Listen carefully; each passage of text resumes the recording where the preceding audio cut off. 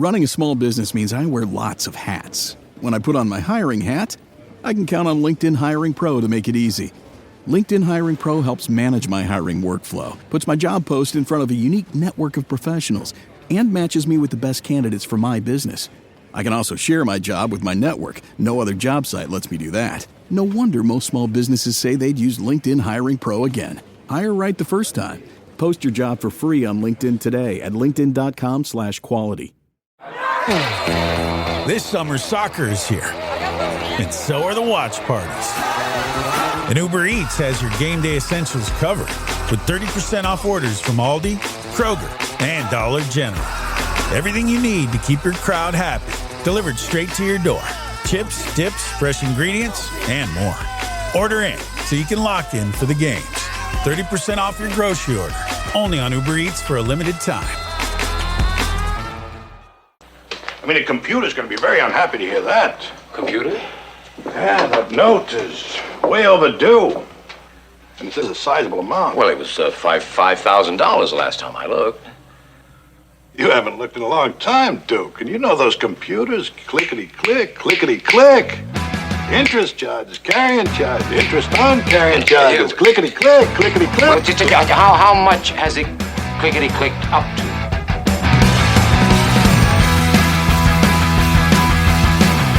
Hey, what's going on, everybody? The Buena Vista Boys. We're back in the theater this week to tackle the classic No Deposit, No Return.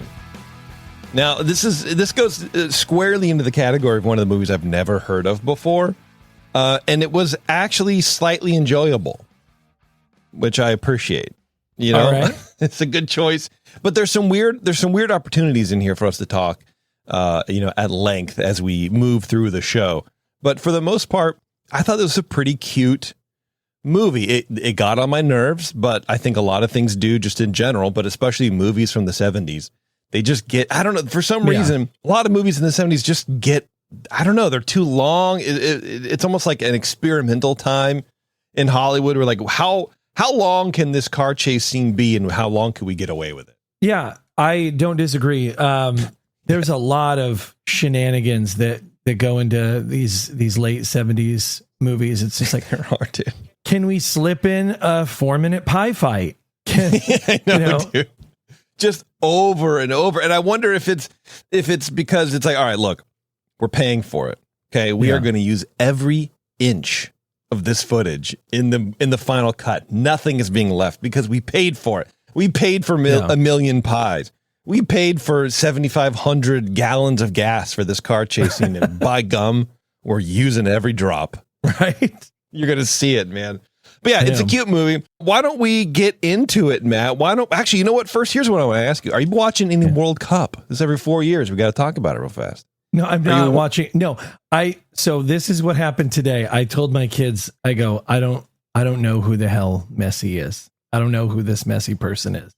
And they're like, this is a 6 and a 9-year-old.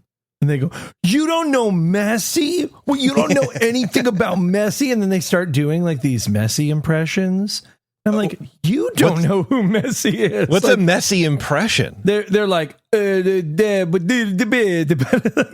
speak Spanish? It's just, I don't know what the hell they were doing.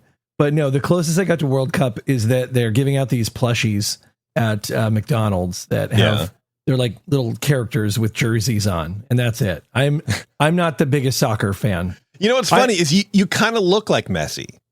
You kind of look like a chubbier Messi. You know what I mean? The fade's a little bit. If Messi was truly a mess. Yeah, exactly. You kind of have the same beard, the same thing. All right, well, so you don't know anything about soccer, but that's too bad. Man. And here's the funny thing is like, I'm at an age, so I just watched The Sandlot, Rookie of the Year, and Big, like right in a row. Yeah. And so it's like, I'm sitting here, my 45, 46-year-old self, and I'm like, I remember when this country cared about baseball. As everyone's kicking soccer balls around. I remember when somebody knew Don Mattingly. Yeah, exactly. That's how I'm living my life today. Hang on a second. Hey, Alice, come here. They just came back from Toy Story 5, so I want to nice. Hot off the press action here real fast. I'll cut it out. What's up, brother?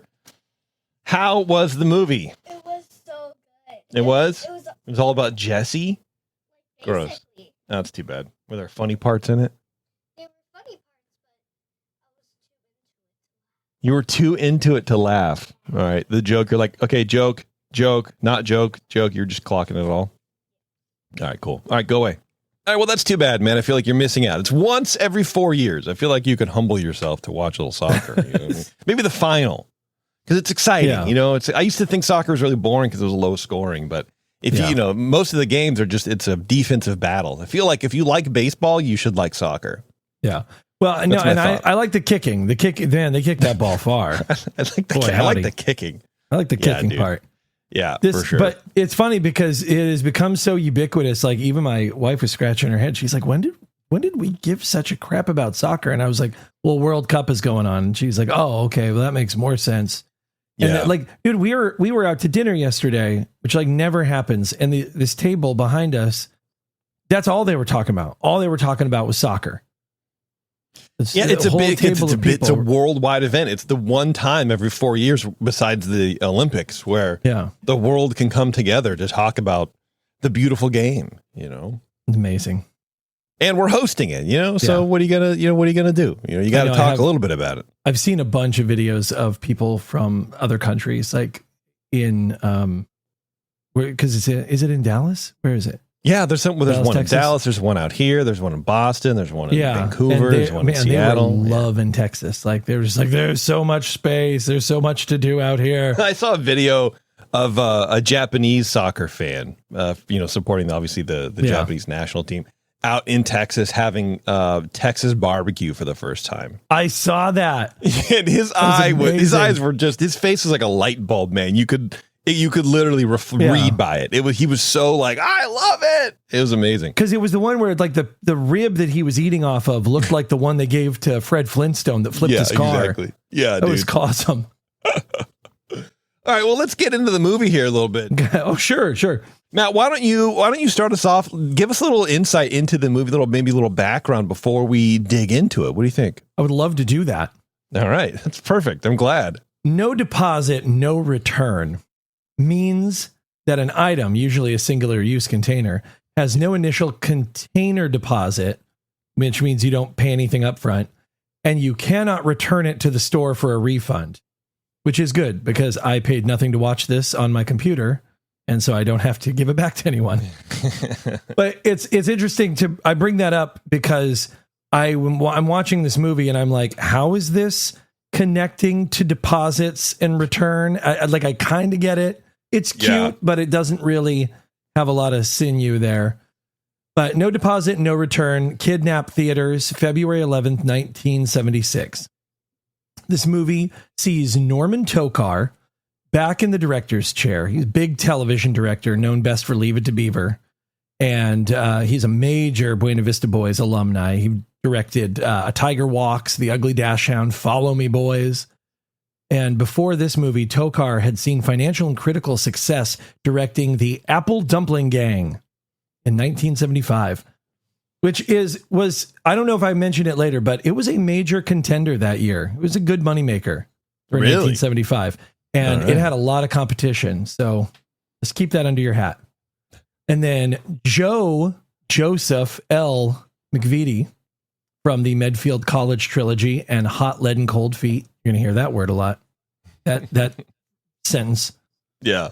Wrote the story, and we need to do a spinoff of the podcast called the McGavin Boys because we talk about them so much. So he came up with the story, and we'll kind of go into detail later in trivia about where the story actually came from, because he pulled it from a couple of short stories.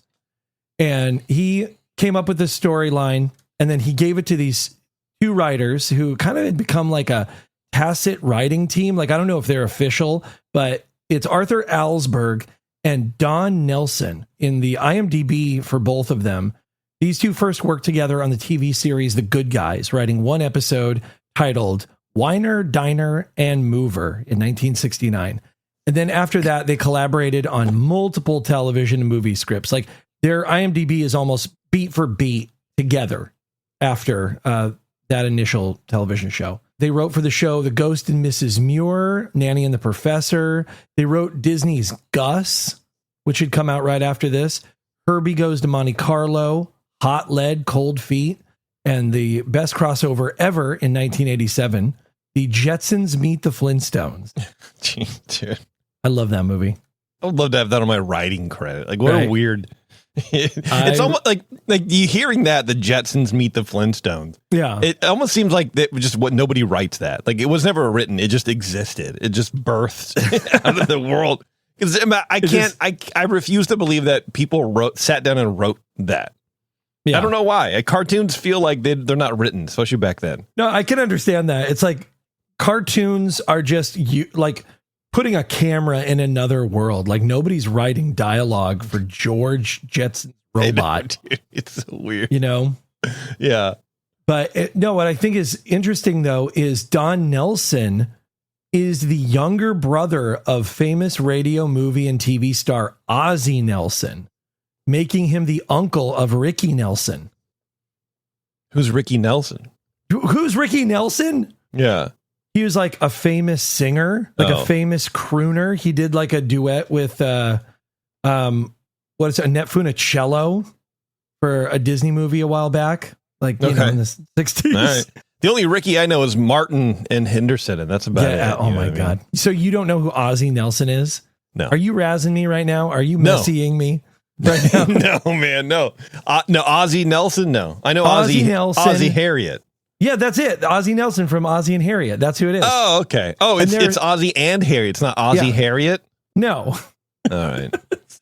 What do I know, man? Oh, God. I'm going to pass out. Yeah, you should. Yeah, so they had two sons on their show. It would probably, make the show more enjoyable for you if you just passed out. Got it. You wake up and it's done. You're like, all right. Thank you. This is over. But yeah, so they had a son, Ricky Nelson, and when he was little, he was just like an actor on their show. But then when he got older, he kind of became a pretty notable, like, kind of teen crooner. All right. And so Don Nelson, ever the good brother, he wrote 379 episodes of Ozzie and Harriet from 1952 to 1966. What a guy. Yeah, all for free, I imagine. I'm sure. As a favor. No, it's fine. It's family. Every Christmas, he would deliver a stack of like 100 scripts. This is what you get. Here you go. Oh, thanks, man. A lot of familiar faces show up in this movie if you've been following along with us. So this is like those like I've seen this person before. Yeah. You know, it's a mix of that. So obviously people you've seen before. Kim Richards, who audiences would have seen 1 year earlier as Tia in Escape to Witch Mountain. Kim was almost mauled by a bear during the production of that movie. I think producers thought the insurance they took out on her would have paid bigger than the movie itself. Yeah. But if you want to listen to more of that, then go to Buena Vista Boys Season 2, Episode 8. We cover Escape from Witch Mountain. Iris Adrian, she plays a lady who we'll talk about a little bit later. She hits Don Knotts in the face with a powder puff. And that same actress was the cranky car hop waitress from The Love Bug. Oh, nice. Yeah. Okay. It's hard to tell because I honestly didn't know if it was her, but I thought it was, and I was correct. Nice. If you guys remember, Mansfield, played by John Williams. No, not that John Williams. The lackluster manservant to Jasper Bloodshy in Hot Lead and Cold Feet. First cut his teeth in this film as Jameson, the lackluster manservant of J.W. Osborne.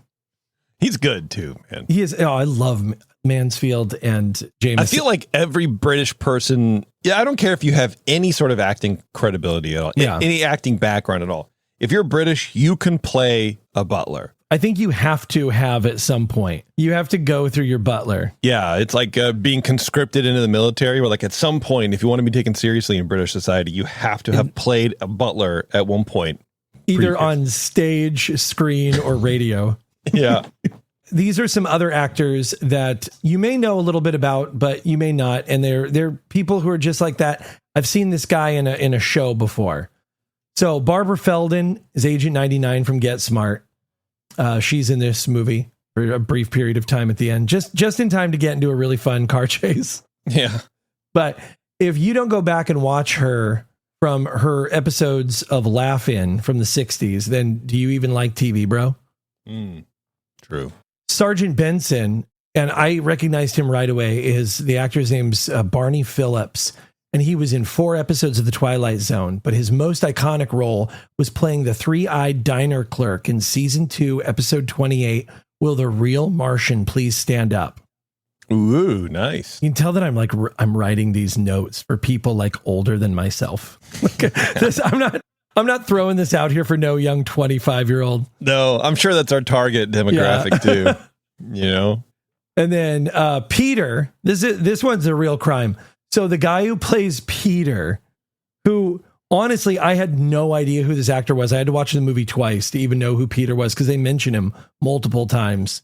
But Peter, who's J.W. Osborne's chauffeur and now apparently full-time lookout, was played by Bob Hastings.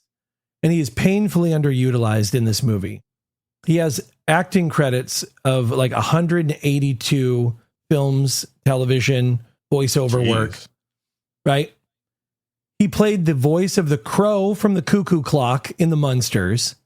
He was Lieutenant Elroy Carpenter in 129 episodes of McHale's Navy. You can see him in I Dream of Jeannie, Hogan's Heroes. He was an uncredited motorist in Disney's Moon Pilot. Okay. Yeah. And ultimately, he became the voice of Commissioner Gordon on Batman the Animated Series. Okay, and the biggest treat of all is seeing James Hong, who plays the character Min Lo in this movie. So I don't know if there's anything that this guy has not done. A lot of people might remember him as the character Lo Pan from Big Trouble in Little China, and also the maitre d' from the episode of Seinfeld that completely takes place in the Chinese restaurant. Oh, nice. Seinfeld heads. Yeah, I know what you're talking about. Yeah. That's cool. Right? Dude, this guy's been on Starsky and Hutch, Taxi, Charlie's Angels, Wonder Woman, Different Strokes, Heart to Heart, The A-Team, the list goes on and on. I think what's funny is he went to college to be a civil engineer at the University of Minnesota. He graduated and even practiced as a road engineer for like a year and a half in the county of Los Angeles. But much like every other person who lives in Los Angeles, he fancied himself an actor and just gave up on civil engineering. And he's had, God, I think he has 400 something acting credits to his name now. He's been in everything. Nice. Like he's the master in Kung Fu Panda. Okay. He's I don't know what he's a rat or something. I don't know what he is. Yeah, but I can't remember. He's in all the Kung Fu Panda movies. He's in everything. Sick. Okay. So again, before we get started, to give a little context to the movie and where this movie is in the history of where Disney is. If you walked into the Disney lot in 1975, when No Deposit, No Return was being filmed, you'd find a studio that was successful enough to survive, but was also a little lost. Walt had been gone almost a decade, and the company was struggling with the question nobody fully wanted to answer, like, what is Disney without Walt? Yeah. And financially, Disney wasn't in danger of collapse. It wasn't the powerhouse people think of today. The company was being carried by 3 major assets. Disneyland, which saw its 20-year anniversary, which is crazy because I just went to the 70th. The 20-year anniversary? Are you nuts? Yeah. Walt Disney World, which had opened in 1971 and was having its best fiscal year to date. Also, the third pillar was their steady stream of modest family movies. Those were the 3 things keeping Disney afloat at the moment. Take a moment to imagine Disneyland in 1976. You have a Country Bear Jamboree, Mine Train Through Nature's Wonderland, Skyway Buckets, Captain Hook Restaurant, The People Mover, Adventure Through Inner Space. The park still worked on a ticket system, and Space Mountain wouldn't open for another year, and it would be 7 years before Epcot opened. So that's the world we're living in. That's the Disney world. There you go. See what I did? I do. Yeah. I am testing Jason's patience so much right now. The theme parks were increasingly becoming the engine of the company, and the movie studio was profitable, but it wasn't setting Hollywood on fire. In fact, many critics in the mid-1970s viewed Disney as old-fashioned, while the rest of Hollywood was entering the gritty new Hollywood era with filmmakers like Steven Spielberg, Martin Scorsese, Francis Ford Coppola, and Robert Altman. Jaws was the #1 movie in 1975, essentially creating the summer blockbuster.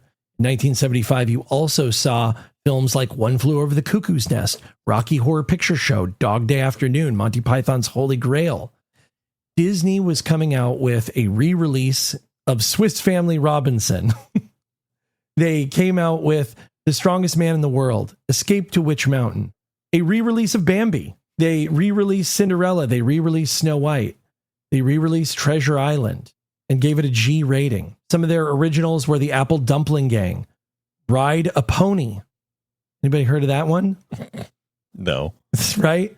They came out with, obviously, No Deposit, No Return. And then later, followed by a live-action movie called Gus, which is Don Knotts and Tim Conway in a movie about a mule capable of kicking a football 100 yards with deadly accuracy. It's too family-oriented for that time, you know? Yeah. Yeah, and then right after that, our BVB favorite, Treasure of Matacumbe, which is a little bit nicer, a little bit edgier to a certain degree. We're not talking Dog Day Afternoon here. No. Yeah. But so that's the situation that we're in with Disney, is that this is what they're putting out against these other movies. Like, this illustrates it perfectly. No Deposit, No Return came out against Taxi Driver. Taxi Driver came out 2 days before No Deposit, No Return. Nice. Yes. The studio still had goodwill with parents, but it wasn't considered artistically important enough. What's fascinating is that within the next decade, that would start to change. Under Ron Miller and later Michael Eisner and Jeffrey Katzenberg, Disney would slowly reinvent itself.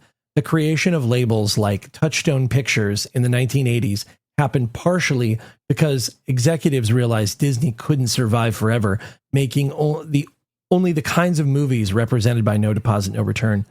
So when you are watching this movie, remember, it's one of the last examples of classic post-Walt Disney. It's from a period where the studio was financially stable, loved by families, but increasingly disconnected from the creative revolution happening elsewhere in Hollywood. Just something to let you know where this movie is couched in and what the culture was like when it came out. Absolutely. All right. Well, let's get into it. Let's do it. What do we do, Duke?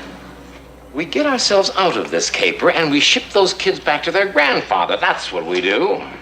Ship them back? You mean give up the money entirely? Money? What money?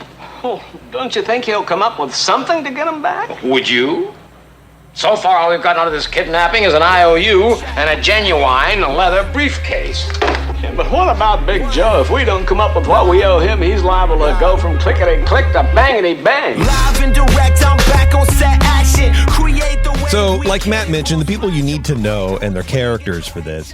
David Nevin as J.W. Osborne, who I just call Grandpa in this because in the credits it just said J.W. Osborne. I was like, I don't know who that is. So now he's Grandpa. Like, no one ever really calls him J.W. Osborne. They just call him Mr. Osborne. But anyway, whatever. Kim Richards, the aforementioned Kim Richards as Tracy. The fabulous Darren McGavin as Duke. Don Knotts as Bert. And Barbara Feldon as Caroline, who is the mom of Kim Richards and the boy who I didn't write down because I didn't know who he was. He is boy. So there you go. He's boy, yeah. But before we get started, do you think skunks are cute, Matt? Just yes or no. Skunk's cute. Yes, no. What's your I'm going to go big yes. Big yes on skunk. See, I think cuteness. no. And the reason I ask is because skunks are a through line in this. It's a Disney movie, so there's an animal involved.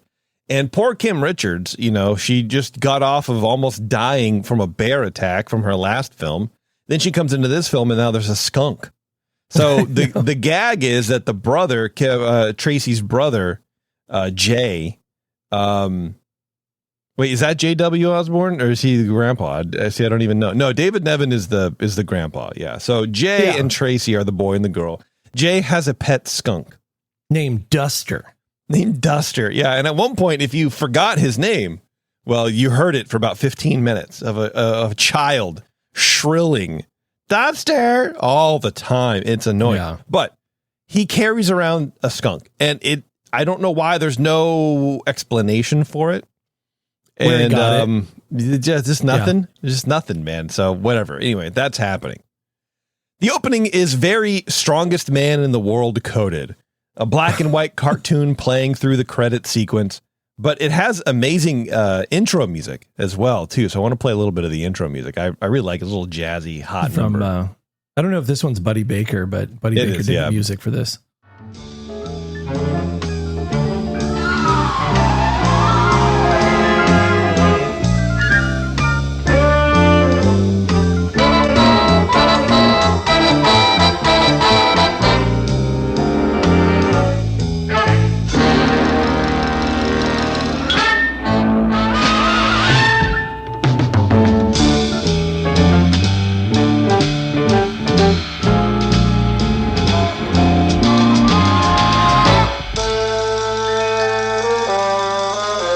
So you got a little hot little jazz changes in there, do little tempo changes, and it's pretty good, man. I like it. Yeah, I miss the stop motion opening credit scenes that Disney used to do, like the Shaggy Dog, Parent Trap. Oh yeah, I like those ones. We open on a sign for the Marion Hadley School, which looks like a boarding school of some type, and the kids are being dismissed for Easter break. Tracy and her brother Jay are being picked up by Miss Murdoch instead of their mother, which seems to disappoint the children and also be an expected event. So I don't know, you're like, oh, it's Miss Murdoch, but of course it is, kind of a thing. Their mom let them down again, Yeah. The weird bit here is that Jay, like I said, has a pet skunk, and we get introduced to it by chasing a pack of dogs around, because I don't know why, because why not? It's everyone, even dogs are afraid of skunks, I guess. On the way to the airport, Miss Murdoch tells the children that their mother is held up in Hong Kong for another 2 weeks and will not be coming home in time for Easter. And since it's also her vacation, she's going to Bermuda while the kids are being shipped off to their grandfather's joint in LA. Now, this is a fact that they don't seem too thrilled about. And in the next scene, we find out that the grandpa feels the same way that the kids do. He does not want these children anywhere near him. Bermuda? You wouldn't like to exchange tickets, would you, Miss Murdoch? Ah, nonsense. I'll bet by the time you get to Los Angeles, you'll be as glad to see your grandfather as he is to see you. Trapped, Jameson, like a rat in a cage. Well, it's only for Easter vacation, Mr. Osborne. And it is an emergency. An emergency. An emergency is an earthquake or a tornado. My daughter-in-law's children are a science fiction nightmare. Oh, please be very, very careful there. It's worth a fortune. Well, perhaps they've matured a bit since their last visit, sir. Jameson, when it comes to Tracy and Jay. There, Sir Winston. There. I intend to leave no piece of crystal in sight, no Dresden china unprotected. Up you go. But the chandelier... If I may, sir, how could the little fellow possibly reach the chandelier? The same way he reached it last year, with a rocket ship. Up. Okay, whatever. So yeah, the kids sound like little nightmares. The Grandpa Osborne is child-proofing his mansion, or rather, he's having his help do it. His maid and his butler. Yeah. These kids sound like real troublemakers. And one thing I do want to point out about this house, the inside, when you watch this house, or when you watch this movie, the house it's like full of all of those stupid knickknacks that you would go to like a consignment store in Danville to find, because it's like everything's made of cherry wood and these carvings and everything. It's nothing's really congruent with one another. It looks like an antique store. Yeah. And I don't know what it is about rich people's houses. I don't know if I've ever been in a rich person's house like this, like old money rich. I'm not talking like, oh, I was an investor in Yahoo. You know what I mean? Like, it's rich people, their home, the inside just looks boring. The chairs don't seem comfortable. Nothing is for comfort. It's just for looks. And there's a couple scenes in there where he has like a mantelpiece and these two sculpted statues are holding up the mantle. And it's like, it looks terrible. Everything just looks gaudy and awful. Yeah, it's all very uncomfortable. Like you said, it's like, it's like, where do you sit in this house and like have nachos? You don't. Yeah, on the patio. You take your nachos on the patio. Yeah, where is the enjoyable place in this home? I don't think that rich people have enjoyment. Because in one scene, he's out on the patio eating breakfast. So it's the morning. He has his pinky ring on, his little signet or whatever. And it's like, so he put his jewelry on and his ascot on to go out alone and take his breakfast while reading the paper on the patio. Like, you get dressed up. Nobody can see you dressed down, not even the help. It's very wild. Yes, he was quite appointed to read the paper to no one in the middle of nowhere. Yeah, right. And speaking of troublemakers, Tracy pitches Jay an idea. What if they got off the plane in LA, then hopped a plane to Honolulu, and then went off to Hong Kong to hang out with their mom? Jay is in for the plan, but the only problem is they don't know how they're going to come up with the extra $1,200 for the tickets. Meanwhile, it's time for another movie about a VW bug, or at least one that has one in it, driven by Don Knotts. Who plays Bert. He and Darren McGavin arrive at the office of the treasurer at an airport to rob a safe. And as you can probably guess, Don Knotts playing Bert is going to have a lot of things go wrong. The two men get their tools ready at the safe, and they talk about their shared past together. 2 pieces, 8 inches long. Last time out, you cracked one of these in less than 7 minutes, remember, Duke? I guess a little rusty after 5 years. Not you, Duke. You were the best. Also the unluckiest. One thing, though. We never got caught. We also never got anything. Every safe we opened up either contained non-negotiable bonds, last year's lottery's tickets, or the mousetrap. Remember the mousetrap? It was either a case of going straight or going broke. Don't think about it now, Duke. Just concentrate on why we're going crooked again. So there you have it. So Duke and Bert are not very good bank robbers, or not bank robbers, safe crackers, thieves, right? So even though Duke is great at cracking safes, they've never stolen anything. The only thing from this scene that I wanted to know a little bit more about was, why are they picking this safe? Why are they going to an airport where there's thousands upon thousands of people to rob a safe when they could go to maybe a bank where there's no one at night? Classically, I don't know if they ever specify, right? No, they don't specify. They just pulled up. They pulled up to the airport, put on maintenance overalls, and headed to the office of the treasurer at the airport. They wrote, how are we getting these two guys near these kids in this movie? Exactly. So back to the kids as they begin to gather their things to deboard the plane. Jay realizes that Duster, his skunk, is missing, and that causes a stampede throughout the airport, which allows the kids to run off and not be seen by their grandfather's butler, who was sent to go in and pick them up at the luggage cart. I realize that that's a weird sentence, but I promise you it's accurate to what happens to the movie. One of the security guards pulls the alarm for some reason, like a fire alarm. So what happens? The kids are on the plane. Duster gets off the plane, scatters everybody through the airport. A security guard goes over and pulls a fire alarm. And Bert and Duke think that it's the alarm for them, for the safe, or somehow they're on to them, right? They know that they're robbing the joint. So they take off without the money. They try to get the money, but Bert, with his big ol' ass, I guess, or whatever, accidentally closes the safe with his butt, and they don't have time to crack it again. So they're out, they just leave.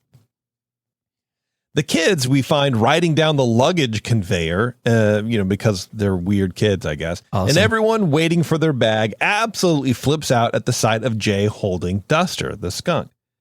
Honestly, this whole movie, from the time the kids are on the plane until they exit the airport here, kind of reminds me of that movie Airplane. Yeah. From the shots of the crowd running, to the reactions of everybody, to even the angles of the two kids in the seats on the airplane. I actually had to look it up to see if it wasn't the same child actors over. But the scene where they're drinking coffee and the two little kids are interacting with it reminds me of Scraps. Yeah, dude. Yeah, right. Duster. Yeah. I would bet that some of because the Airplane came out after this. I would bet that there's some sort of play on that. I don't know. There very well could be. Yeah. Grandpa Osborne is on the lookout, and he sees his grandkids run out of the airport and across the street, and yet doesn't go get them or even call out for them. And as we already heard in the previous clip, like, he's not really thrilled that they're coming over. Like, he child-proofed his entire mansion for these kids, right? But they're still your grandkids. So if you see them running across a busy street, you're just watching them. You're just seeing what happens, man. Wait, whatever happens, man. He's like, one good hit and that's all I need. I could get out of all this. Yeah. So instead of calling out for them, he watches them run into traffic, cross the street, and climb into a waiting cab.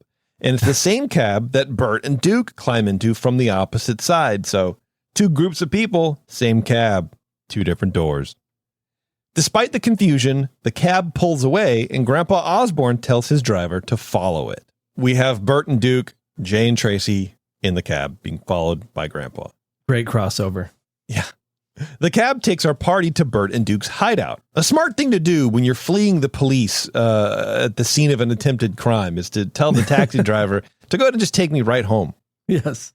The men try to keep the kids out of their place, but Tracy hits them with the old "I have asthma when it's cold" routine, and Duke caves in, allowing them to stay just one night. Down the street, Grandpa sees all of this go down, but he does nothing about it whatsoever. Yeah. Again, actually. He makes Peter sit outside and just watch them. Shall I retrieve them, sir? That might be one alternative. But on the other hand, would you say the children are in any imminent danger? No, sir. And might not a look on the seamier side of life help them to show more respect for the finer things? Oh, I believe it would, sir. And if we leave Peter behind to keep an eye on them, might not this be just the tonic to straighten those children up, make them into better citizens? Indeed it might, sir. That's very astute of you, Jameson. You can expect a little bonus along with your raise. So he's going to teach the kids a lesson because apparently they're just spoiled. That's all their problem is. They're just spoiled, and they need a little dose of reality and seeing what's going on here at the kidnappers' hideout. Yeah. No, just one nice walk down, see all the drug smokers and the winos. That'll snap the crazies. They'll snap them right up.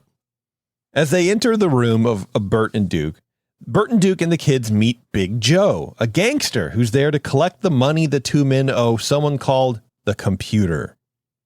After some mild begging, Big Joe gives the guys 72 hours to come up with the money, $9,000, or else. Tracy and Jay overhear the shakedown, and she comes up with a plan for both sets of dorks to get the money that they need. And with a sneaky nod of her head, we push into the next scene, where we find out that her great plan was to mail a ransom note to Grandpa, telling him to leave $100,000 under a tree in the park for them. Jay and Tracy basically bully Duke into going along with this new plan, telling him all they need is $1,200 for the plane tickets, and he and Bert can have the rest because Grandpa's super rich. He has like millions and billions of dollars. Jay puts his hand on Duke's shoulder and hits him with the old, "Be a good guy and kidnap us." We're not going to go into how Tracy got a stamp or an envelope or how long it took the mail to get from wherever they are to wherever Grandpa lives, but I will tell you that $100,000 in 1976 is roughly $585,000 bucks today. I'll hit you back with $5,000 that they owed the Computer. Yeah. At the time would have been $29,263 in today money. There you go. So do we figure out in this movie, is the Computer, is it a person named the Computer? Like, I think it's a person named the Computer. Instead of actually a computer, because he goes, these computers, they got this fee and that fee, and it's like he was talking like it was a actual computer.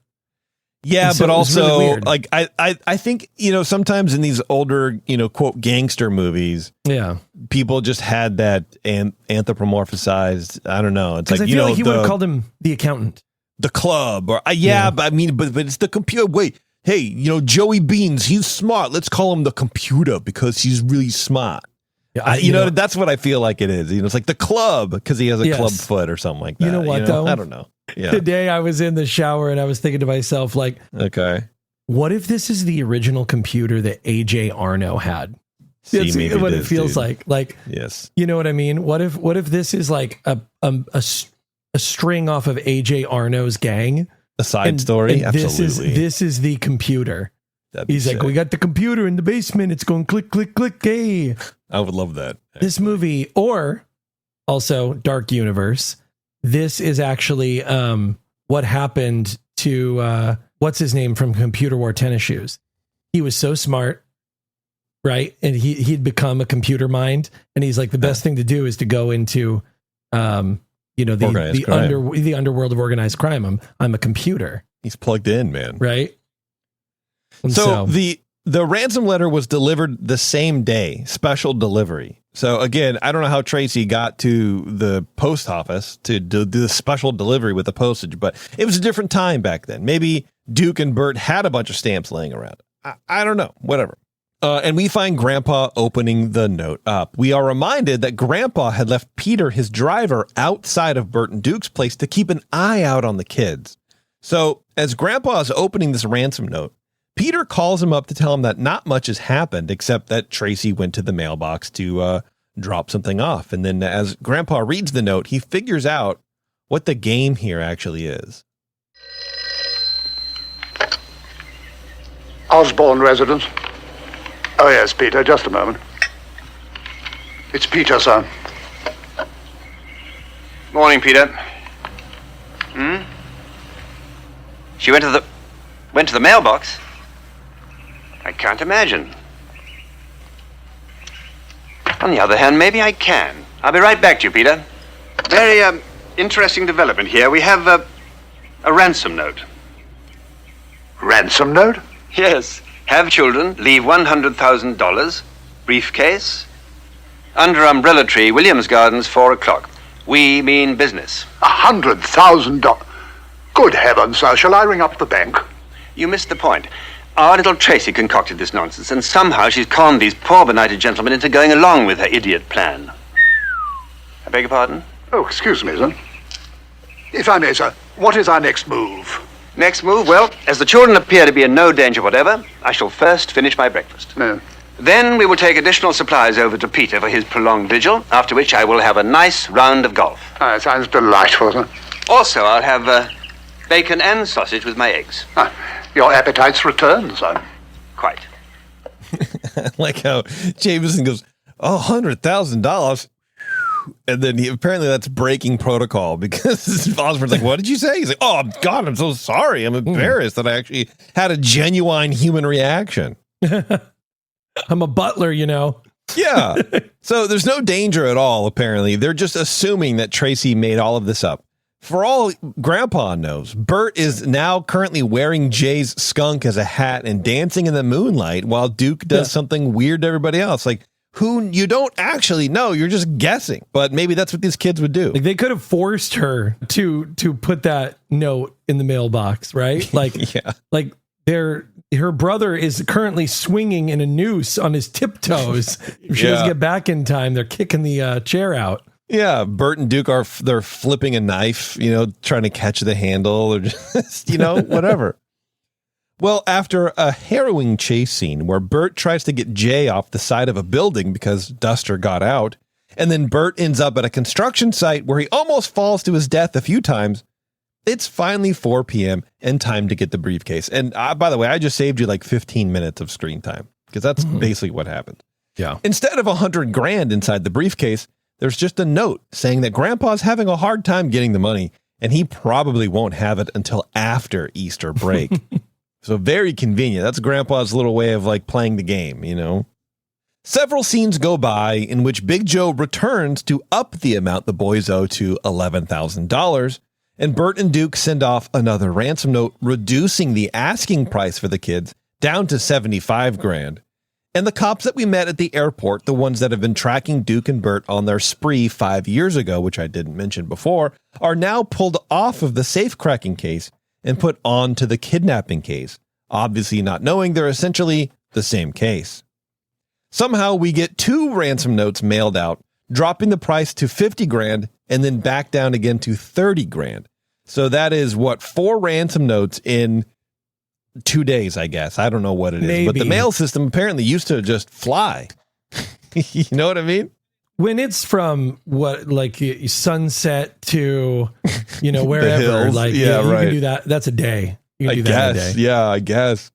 Our 2 cops stop by Grandpa's to get the latest ransom note, and Longnecker, the junior cop, puts 2 and 2 together in this scene. And I had to look it up because Longnecker sounds like an inappropriate name to be calling. It sounds like a slur. And I don't like it. And every time the cop goes, Longnecker, I cringe because I'm like, I feel like I need to be personally offended, but I'm surprised they didn't do the gimmick where instead of calling him Longnecker every time, he calls him like Bugenbecker, Floppenslogger. You're right. Gets his name wrong. Yeah. In the hands of kidnappers, the old man sleeps till noon. He's a strange one, Longnecker. Strange? A distraught grandfather pacing the floor half the night, finally falling, exhausted, into a fitful slumber at dawn. He has to sleep until noon. Longnecker. Courage of the man. Just you wait, Sergeant. I'll bet the old guy comes in smiling and cheerful, covering up like there was nothing on his mind. Well, in the top of the morning to both of you. And what brings you 2 good gentlemen round so early? The ransom note. The ransom note? The ransom note. I gave it to you yesterday. The new one. Your man called us about it over an hour ago. Oh, forgive me. I've had so many lately, I get muddled. We're losing over 20,000 cells a day, you know. What does it say? Well, we'll find out when we get it open, won't we? Now, if I was a betting man, I wouldn't mind risking a 10 spot, but they've come down to 35,000 by now. Uh-oh. Missed it by 5. They're down to 30.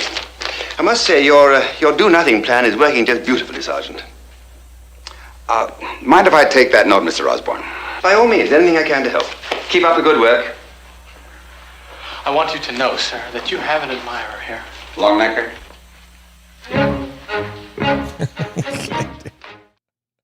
Just like not a care in the world because he knows everything's fine. But to go in, I feel like if this is a cop drama now, he would be suspect number 1, Yeah. Oh, absolutely. Things start to pick up a bit now as the 2 detectives seem to be spreading the word about the 2 missing children. I have no idea how much time has passed since the last scene, but it's enough for the 2 cops to have wired the police in Hong Kong and have them get word to Caroline, the mom, and have her take a flight all the way to LA, connecting in Honolulu, of course, as has already been laid out by the kids on more than one occasion. Mom insists on meeting the kidnappers to deliver the money, so Grandpa has no choice but to pay the money because he can't let her know that he's kind of in on the whole scheme. He knows what's going on, but he's not doing anything about it.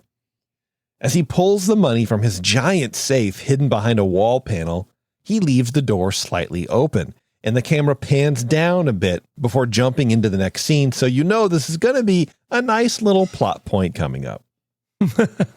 And the very next scene shows Jay and Tracy on the front page of the newspaper with Big Joe reading it. With the printed ransom listing at $100,000, Big Joe plans to take the kids himself because he knows how much money Grandpa really has. Conflict is what I wrote in my notes after that because that's exactly what's going on. And again, the original deadline was 72 hours, or wasn't it? Or was it 48? Yeah. I forget now. Yeah. So it was 72 hours. So in 3 days, you have front page news, you have 4 ransom notes, you have a flight from Hong Kong back to LA. Right. And then via Hawaii, by the way, that takes 18 to 20 hours. Yeah. So it's already basically a day gone. How long does it take? I don't even know how long it would take to get a telegram? What she said she got? But it said they wired. So I don't know what that means necessarily. It might be like teletype, Yeah, she gets that wired to her. Then she's got to find a flight. She's got to get on the flight. And then, holy crap, that's a tight timeline, buddy. Yeah, for sure. Bert and Duke arrive at the docks for the exchange, but while the detectives are setting up the trap, Mom and Grandpa screw it all up, and our heroes drive off. But as they do, Caroline jumps into the back of their little red convertible car. Yes, which was borrowed. Yeah, exactly. It was borrowed by the guy who actually wanted to pay them money to fix his car. Yeah, that's right. So that's what was happening. So in one of those ransom notes, it's, hey, we're going to meet at the docks. Yeah. And so the cop, there's a whole scene with the cops. They have like a silicone mask on, and it's a whole gag. It works. It actually is pretty funny. Nightmare Fuel, though. Definitely check it out. But yes, absolutely Nightmare Fuel. And they do a good job. And they do a good job with it. I'll just say that. So right now we have our heroes in the red little sports car convertible. It's beat to hell, speeding around the docks. Caroline is in the back of the car, and Duke is giving her the business. Who are you? What are you doing here? You've got my kids. That's what I'm doing here. Your kids? You're in Hong Kong. No, that's her, all right. She and her kids have both gone away of climbing into other people's cars. Please, where are my children? Your children are safe, Mrs. Osborne, which is more than I can say for us right now. If it's the money, you'll get it. We'll pay the ransom. Your money, huh? Money? Well, that's terrific. Except money doesn't seem to be all that important right now. What do you mean? Are you the kidnappers or aren't you? Well, sort of. Sort of, dude. And you know how I have my list of sounds, Matt, that should be banned from TV and movies? You know, it's like the dog barking, whatever, babies crying, alarms. Long form car chases with sirens absolutely need to be on there.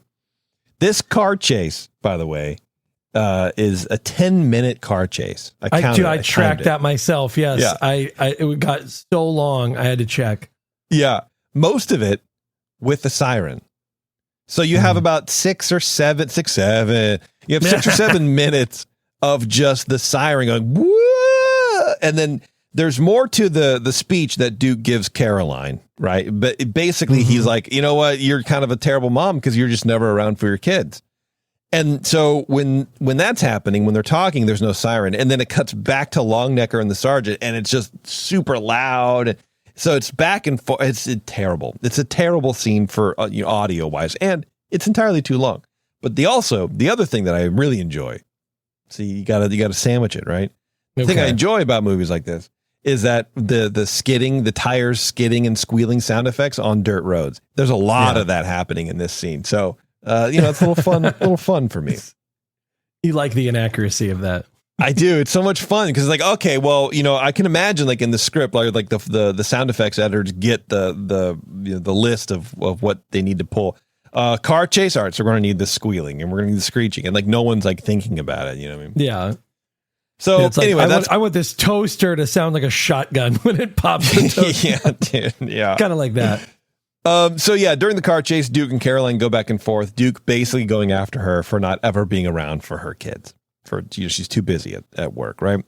After an entire 10-minute car chase where I got entirely way too bored, our heroes escape by jumping their car off of a dock and onto like a garbage bar, like a trash barge or something like that happened to be right next to a dock.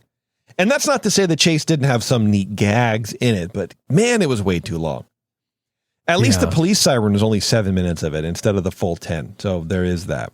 It's too long when they start doing the Scooby-Doo, like I go this way, you go that way. Now I'm here and now I'm there with cars. I can't believe that. It was painful. Absolutely. Meanwhile, Big Joe and his sidekick Freddie, who almost always happened to be wearing a suit plaid suit that like matched the upholstery of some chair in Bert's in Duke's place. Did you notice that? Yeah. So Big Joe and Freddie are at the spot with the kids, making them write a better and a more real ransom note. These are 2 other kidnappers. Yeah, these are not the same. After some Home Alone shenanigans, the 2 thugs end up hanging upside down from the rafters. And really, honestly, don't ask. Tracy and Jay then hitch a ride and make it to Grandpa's house. Sneaking in, they try to, quote, borrow enough money to get to Hong Kong. I guess forgetting about the 2 guys who have kept them safe for a week, or it feels like a week, but it's only been 2 days or 3 days. 3 days. You know what I mean? So like they didn't want to do it in the first place. They got drug along. They fed you. They clothed you. Duke bought you a dress. But don't worry about it. There's all the money in the world to these kids here, but they only need $12,000. They're $1,200. They're not worried about Duke and Bert. Yeah.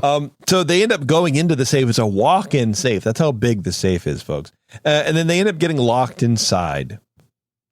But just then, Caroline, Bert, and Duke arrive at Grandpa's, followed closely by the sergeant who's going to like check up on them, right? He doesn't know that Bert and Duke are there. The adults figure out the kids are locked in the safe upstairs, but Grandpa is the only one who has the combo, but he's not there. Luckily enough, Duke is there to create tension and to crack the safe, despite him knowing that the sergeant that is in the same room has been chasing him for years, even though the sergeant doesn't know that Duke is the one. And somehow being able to crack a safe means you are exactly the person I've been chasing. Yeah, dude. Yeah. In a valiant act of self-sacrifice, Duke manages to blow his cover in front of his pursuer, and he opens the safe to free the children. Hooray and huzzah. And see, I thought about that too, because Duke is like, oh yeah, I used to work for a safe company, whatever. But the only way he can crack the safe is by doing the same thing that caught him in the first place, is taking those 2 8-inch long pieces of tape and putting the stethoscope right at the same time. And like, you know, it's like the way did he do it though? Did he put the tape on? I don't remember them having the tape. Did he use the tape? He used the tape. Yeah. Cause there's a whole thing. There's a whole plot point where the kids took the safe cracking tools from Bert and Duke's place to bring to Grandpa's to break into his safe. No. And I do remember that. Yeah. I just don't remember Duke using the signature tape that the sergeant or whatever, the detective was always rambling on about. Yeah. Okay. So the sergeant then approaches Duke after the kids are freed and whatever, to have a chat about what just happened. Sergeant? Yeah. I want to compliment you on your skill. You know, I said there was only one man I could think of who could open that safe. Yep. Apparently I was wrong. There are 2. Anyway, I understand the other gentleman is retired. Oh, yes, as a matter of fact, if it's the same man I'm thinking of, yes, he has retired.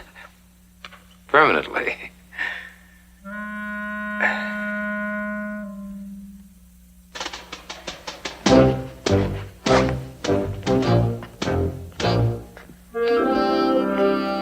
So at the end of the scene, they shake hands. Duke and the sergeant shake hands, and there's this tacit understanding that I know that you guys are the people I've been chasing, but you did a good thing and you're retired, and therefore don't do it again. That's what happens. So sometime later, again, don't know, Bert and Duke are chilling at Grandpa's with Tracy serving them cookies, and Caroline is on the phone telling her boss that she's moving to LA after this. I forget what timeline it was, but then she's going to be soon moving to LA to be with her kids. So she's a reformed parent. She wants to be a parent again. She realizes that she kind of sucks, and she's going to come chill with her kids, which is honestly great. Duke has a wild outfit on. It's a long sleeve button up shirt, right? Tucked into well-worn jeans, like the 70s well-worn jeans, right? They're like light blue at this point. Yeah. But a blue cardigan over his long sleeve shirt.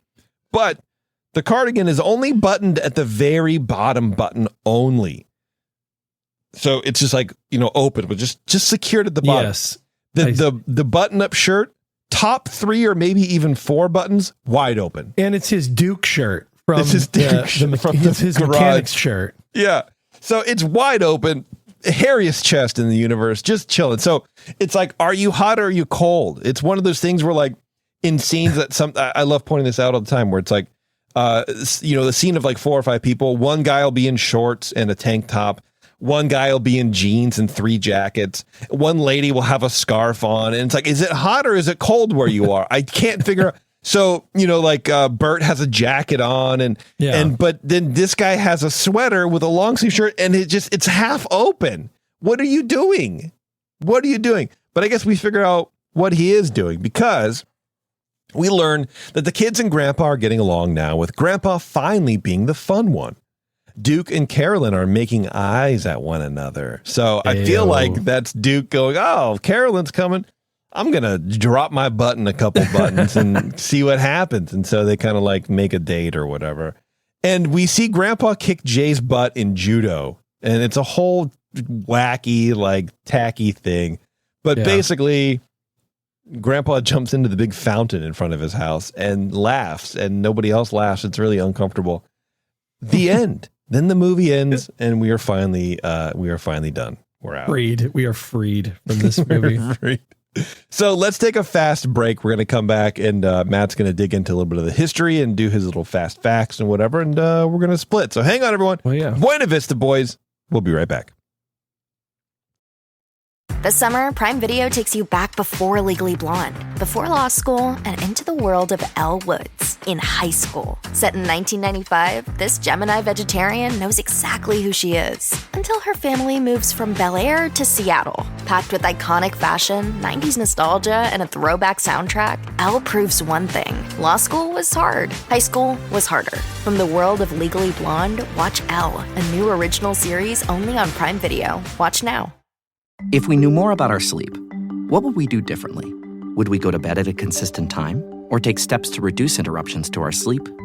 With Sleep Score, Apple Watch measures your bedtime consistency, interruptions, and sleep duration. Then, every morning it combines these factors into an easy-to-understand score from 1 to 100. So you'll know how to take the quality of your sleep from okay to very high. Know your sleep score with Apple Watch.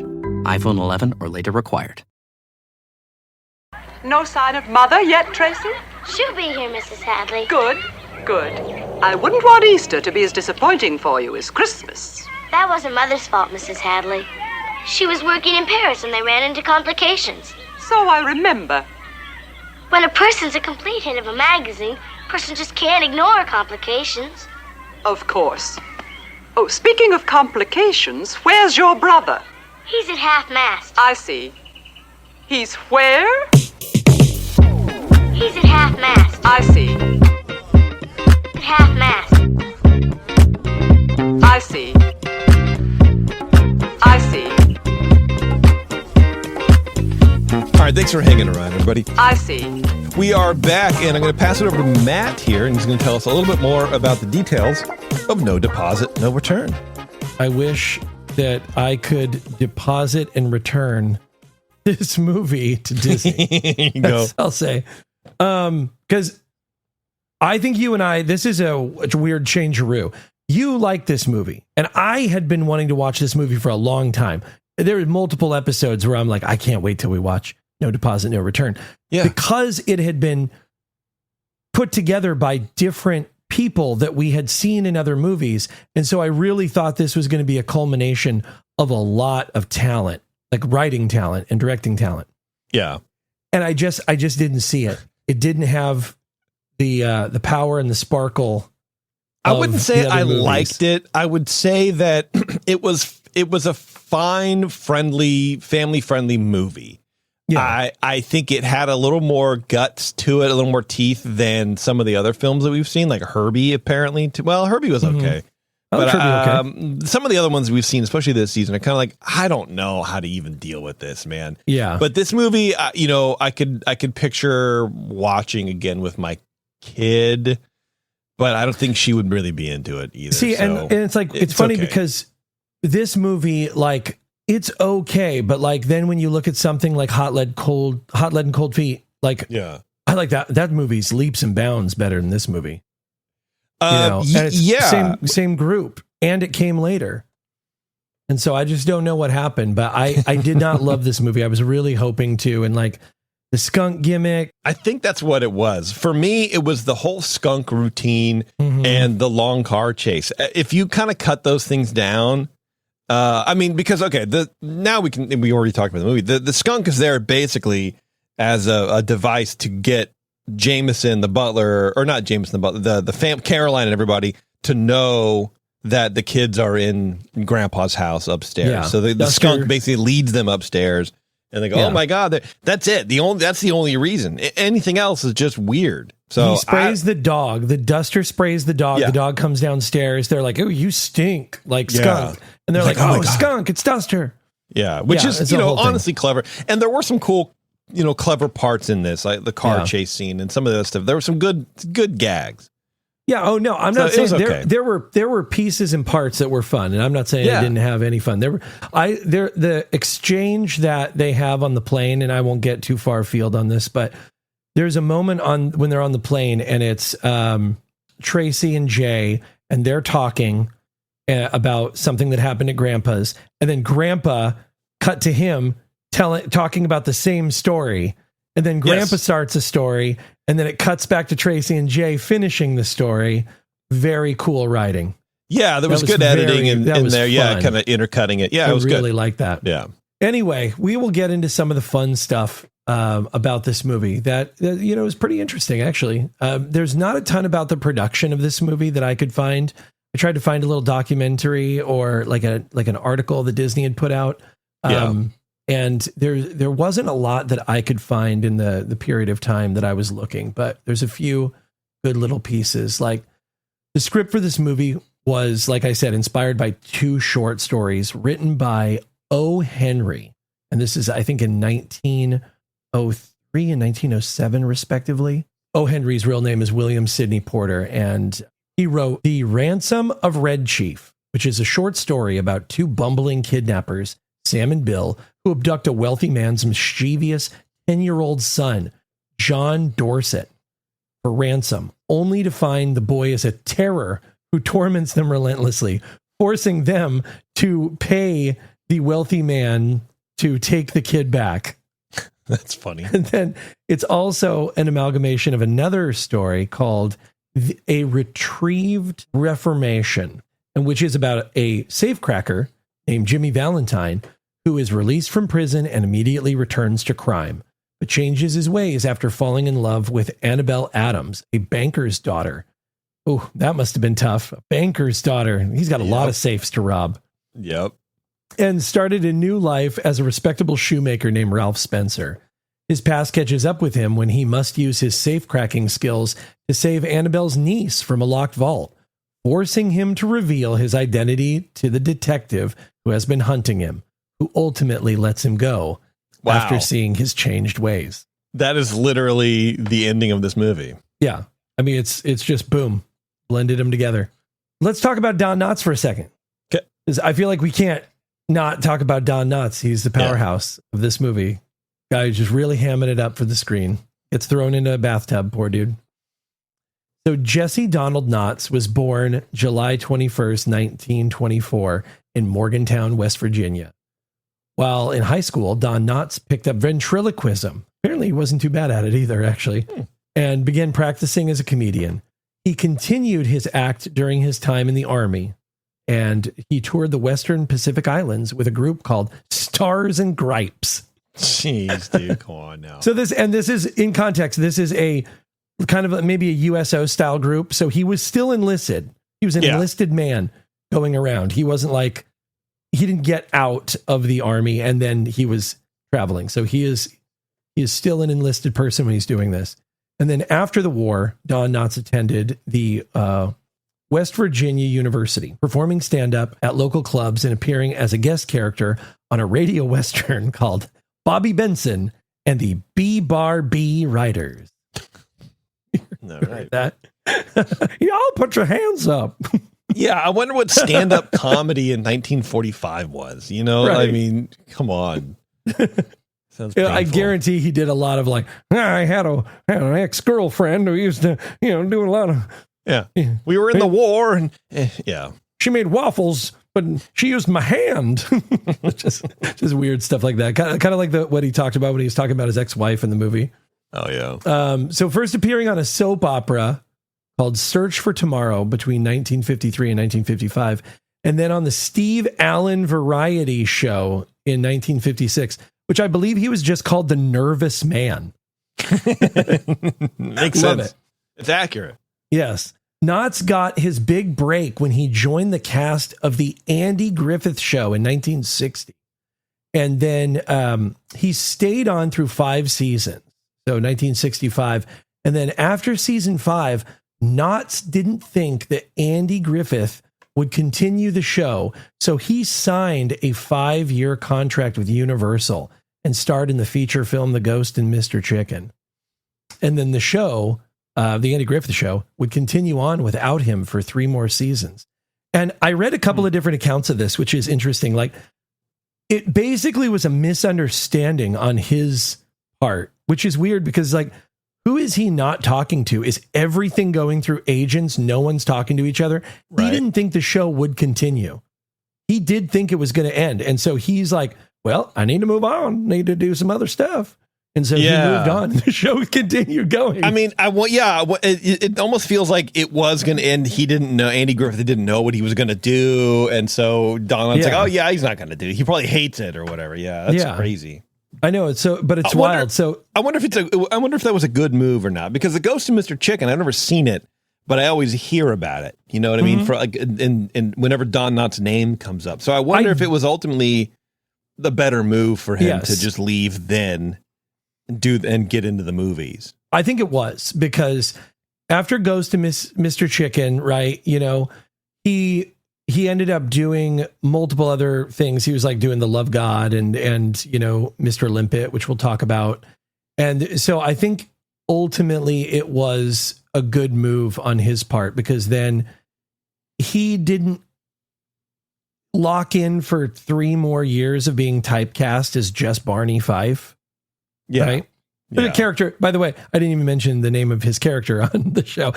Character's named Barney Fife. He only got 1 bullet for his gun. It was a great gag. But Knotts would work with Disney for many years after the success of Apple Dumpling Gang. So Apple Dumpling Gang comes out right before this. I believe it's the first live action movie he's done with the company at the time. And because of his popularity from that movie, they rushed No Deposit, No Return into production to capitalize on Knotts' reignited fame. Maybe that's why the movie doesn't seem super polished. When I had read that, I totally believed it. You know, they just grabbed who they could and like, let's get something out there. Yeah, well, especially because like Don Knotts does have, I guess what I would call extended screen time in this, where it's almost like he has freedom to kind of do his shtick that it doesn't need. Mm-hmm. Yeah. So I wonder if that's why, right? Because okay, well, he's the hot commodity right now. Let's give him some more screen time than we would normally give anybody in this role. It feels like when they let Jack Black go on too long in a movie, like when he's in the Minecraft movie and he's just doing too much. Oh man, you know, and it felt like a lot of that. He's just like going on about, well, you know, my mother, you know, she passed on. It's like, okay, come on, let's get to the end of it. Let's go. Exactly. Yeah. His writing should have been a little tighter. But then after No Deposit, No Return, he would come back for 4 other live action Walt Disney and Buena Vista movies, even reappearing with Darren McGavin in Hot Lead and Cold Feet. See Buena Vista Boys season 1, episode 2, which I'd forgotten. That was so long ago. I'd forgotten Darren McGavin was in that movie too, as the mayor. I'd forgotten that. Yeah, me too. Sad but interesting fact: Don Knotts and Darren McGavin passed away within a day of each other. Oof. February 24th and February 25th, 2006, respectively. Man, it very well could have been hours, depending on what time it was. I mean, I guess it literally was hours. Yeah. Yeah. I mean, I guess it's 24.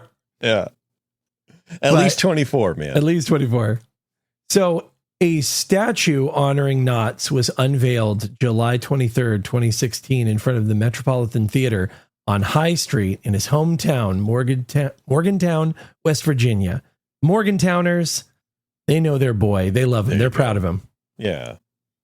I want to say this to anybody who didn't know this. I feel like the 1964 movie, The Incredible Mr. Limpet, is an honorary Disney film because Mr. Limpet shows up among the fish at the end of the Under the Sea song in the 1989 Little Mermaid, right?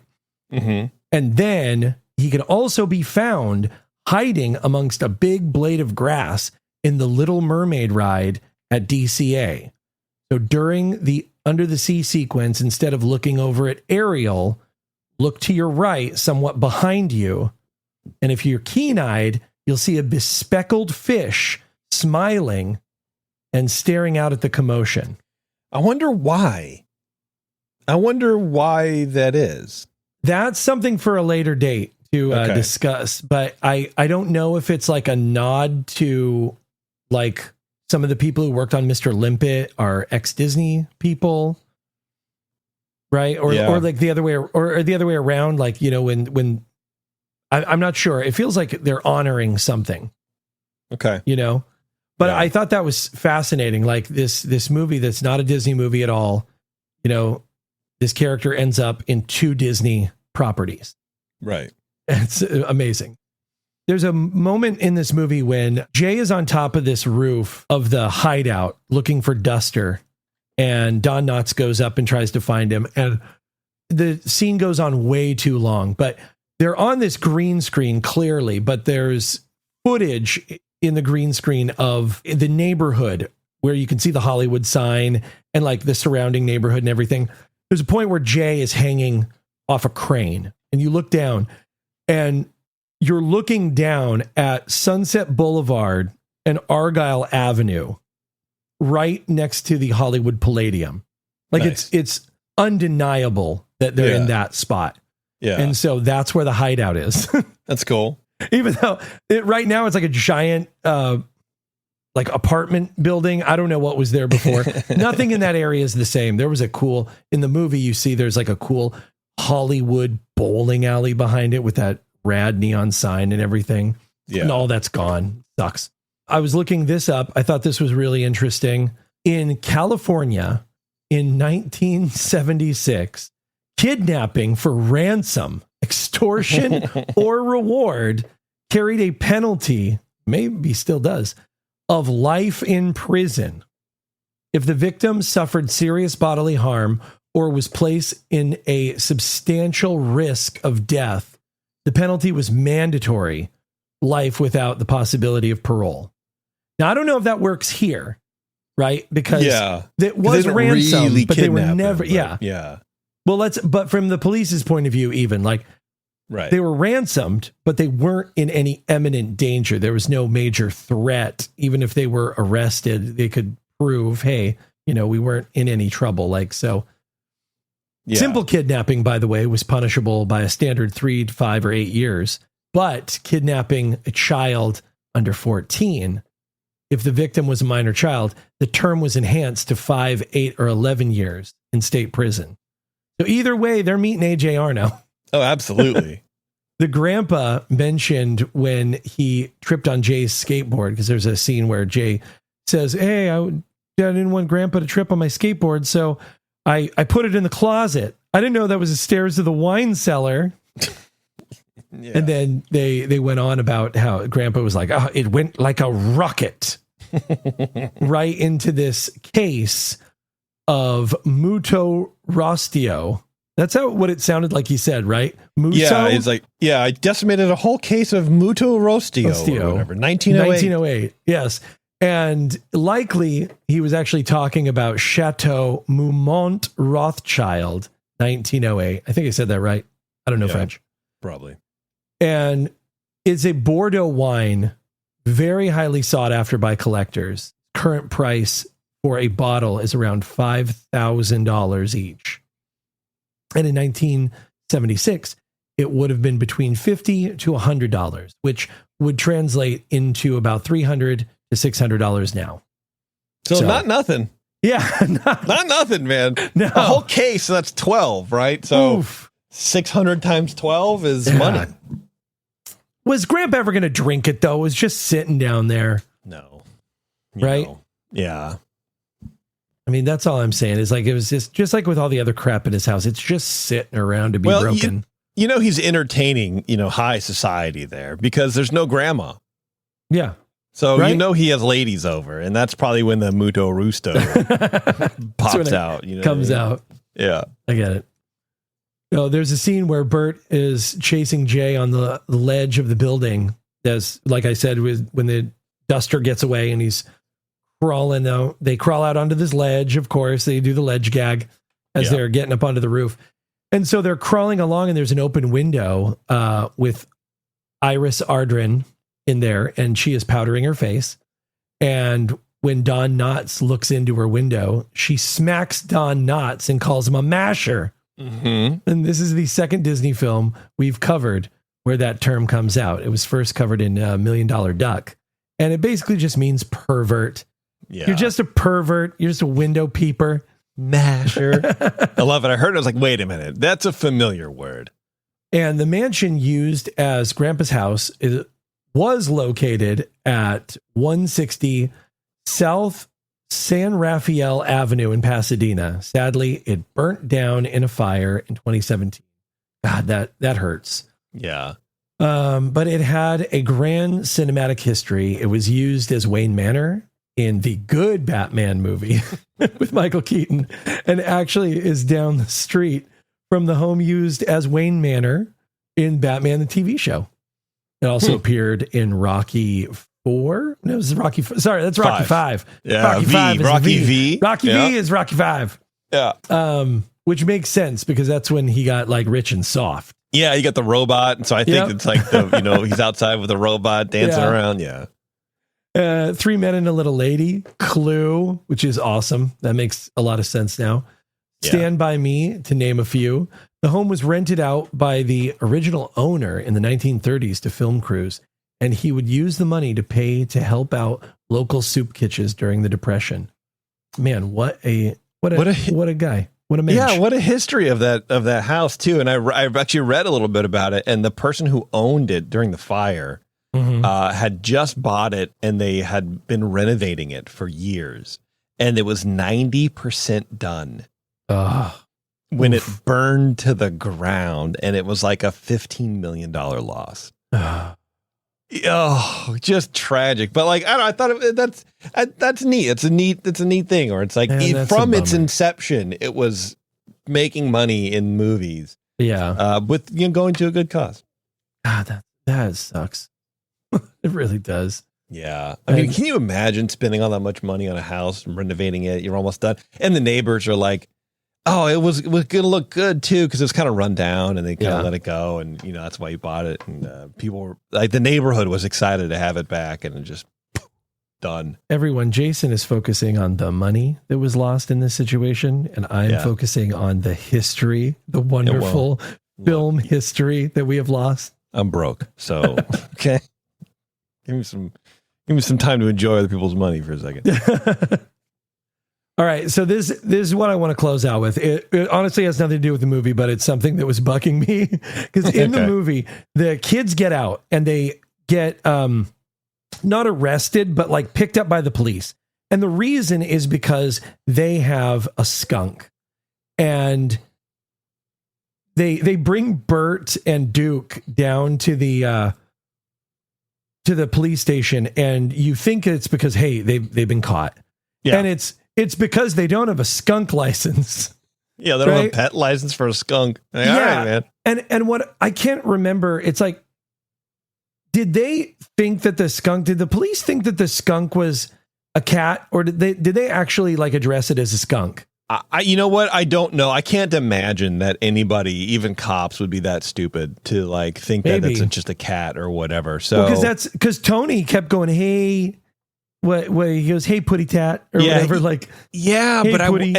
I see. Okay, so big Joe, big thumb, whatever his name was. Big worm. He was like, how's the putty tat? And I feel like it was just more of like a sarcastic, talking to a kid, like threatening manner. Yeah. Like, oh, it's just a putty tat or whatever. I don't know. I didn't think of it as him not understanding what it is. Interesting. Okay. Yeah. Well, so in the movie, though, this is what I wanted to say is that they had to pay $2 for a license to own their skunk.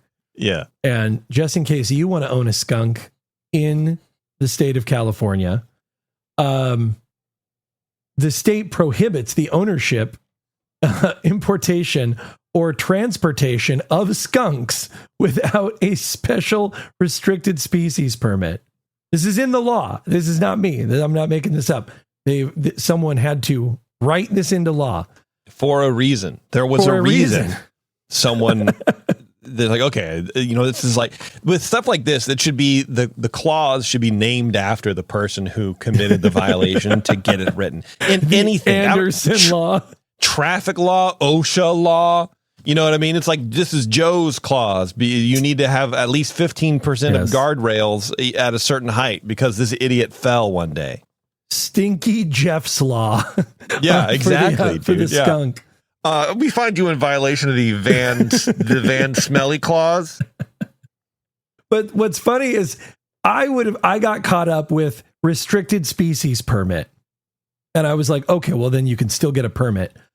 Well, turns out these specific permits are only issued to bona fide scientific or public health research facilities, accredited zoos, and licensed wildlife rehabilitators. They are not granted to private citizens. So sorry. You know what? Here's the thing. If I want a skunk, I'm gonna find a skunk. I'm gonna take a skunk out of the wild, and I'm gonna raise a skunk. I'm gonna domesticate it at home. Yeah, absolutely. So this is what I want to. Speaking of skunks, I'm going to leave everyone with this. I want to leave you with a gift. Okay. The only proven method that is backed by science on how to get skunk smell out of your dog or your clothes or anything like that is to mix 1 quart of 3% hydrogen peroxide, 1/4 cup of baking soda, and a teaspoon of liquid dish soap. Use it right away. Scrub your item down and let it stand for 5 minutes. This mixture will neutralize the oily sulfur-based compound of skunk spray. Huh. There you go. Hopefully I'll never have to figure that out. Yeah, right or not. And that's no deposit, no return, folks. Which is a wacky name. I mean, honestly, because it is like they're trying to give the kids back, but the grandpa's like, I'm not going to pay you. It almost betrays the premise of the movie, but I don't know. It's like almost I didn't pay there. for them. I don't want them back. Yeah, it's a gag that's like 90% there, but it just needs a little bit. It's a catchy title, but it doesn't really fit necessarily. Not like Hot Lead, Cold Feet. No. That made sense. This doesn't necessarily make sense. But yeah, overall, cute movie. And Darren McGavin, we probably talked about him in Hot Lead, Cold Feet, but he more famously played the dad in A Christmas Story. Yeah. So I can't, and we watch that movie all the time. And Kolchak the Night Stalker, so he has a big TV background too. Yeah, but like with a lot of his like reaction, monologues and takes, it just reminded me so much of his role as the dad in A Christmas Story. Mm-hmm. It's the same, like kind of like the stutter, like I liked it. I don't know. Dude, how I felt inside is how he looked through this entire movie. Just put out, just didn't want to be there, haggard. Yeah, well, it was interesting because they needed a bunch of money, and Darren McGavin was out mailing one of the million ransom notes, and then he stops at a store and buys a dress for Tracy because these kids they're off of school, they're coming off of school, they don't have any luggage per se, and so they're in the same school uniform they've been for 3 days, 2 days, whatever it's been, right? So they got to be kind of, whiffy. So he buys her a dress, but Jay gets nothing. No. Jay's carrying a skunk around for this whole movie. He gets no new clothes, but he puts his tie on every morning. But he didn't make Swedish meatballs. You have to understand that. It's like, but I did like that. I did like that bit with Darren McGavin. Like there is something about Darren McGavin where it's like he's born to play a dad because he has that great voice where you can go, So mom's not around too much. Very fatherly. Yeah, especially and it's just again reminiscent of that final scene in A Christmas Story, where he's like, "Oh, Santa didn't bring you the what's that back there? It's careful. They'll go all over. Careful." He's good, man. He taps into it really well. He's so good. All right, I think that's it, man. Right? Yeah. No, I think we covered more than enough. Yeah. All right, everyone, thanks for hanging out with us for No Deposit, No Return. If you want some more awesome podcasts like this, you can go to our website, earsup-podcast.com. If you want to support the network, we have like 6 or 8 shows or whatever it is these days. I can't remember anymore. I can't keep track. You can do all of that on Patreon. Go to patreon.com/earsup. And for as little as $5 a month, you can not only help us keep the lights on and help the other studios around the country that feed us shows keep their lights on too, but you get a lot of extra shows as well. So you get bonus shows from a lot of the other shows on the network.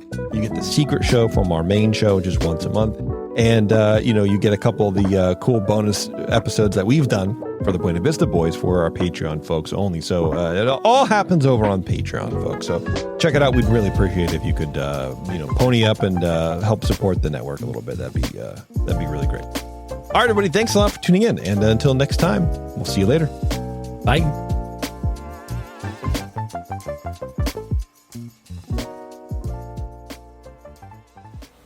clickety-click. The GLP-1 pill you've been waiting for is now on Ro. Yep, it's finally here. With the same clinically proven ingredient, now in a pill, and now on Ro. It's the first FDA-approved GLP-1 pill for weight loss. At the lowest price available, that's one daily GLP-1 pill for big results. Now on Ro. Go to ro.co/listen to see if you qualify. RX only. Go to ro.co/safety for serious side effects and boxed warning associated with GLP-1s. To kids, summer isn't just time off. It's time building confidence and curiosity. But when school meals pause, millions of children lose the food they count on. Your support helps the Feeding America Network nourish every child's potential. Give now at feedingamerica.org/summerhunger.